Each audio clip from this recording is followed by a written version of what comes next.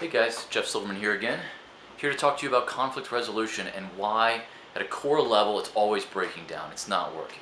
Try and use my calm voice. I try not to throw things at my spouse or my child or my parent, and I just can't help it.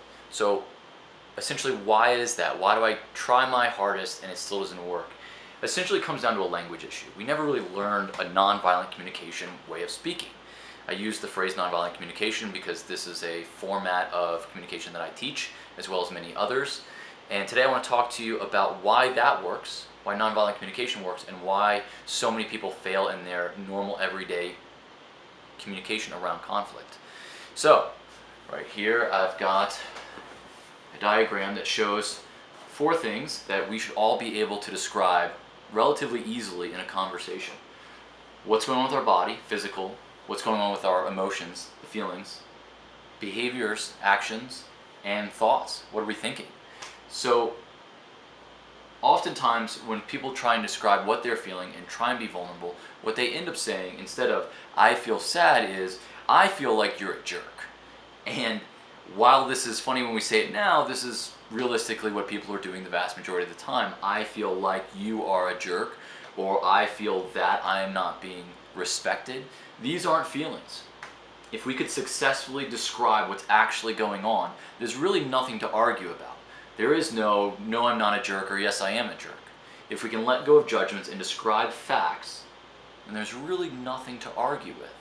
So, for example, observation, feeling, need, request, nonviolent communication style. I observed that you are facing away from me while I'm talking to you. I feel sad and angry. I need people, in general, I need people to look at me when I'm speaking to them. And my request is that you turn around and look at me while I'm speaking to you. So, to get more specific, I feel a headache in my head, and I'm feeling kind of shaky and vulnerable physically, and I want to run away from this conversation and want to leave, but I'm choosing to stay. And the thought that keeps coming up in my head is, this is just going to be like every other conversation, and I don't know what to do about that thought because I want to try something different and I want to actually succeed in this with you. So there's no way to argue with these things. You've described something that is undeniable. This is what's happening with my body, this is what's happening with my emotions, these are my behaviors, and these are my thoughts. When you can describe these things succinctly and simply from an I place, by I place I mean describing myself, my own self, not the other person, it gives the other person an opportunity to really see you and meet you where you're at.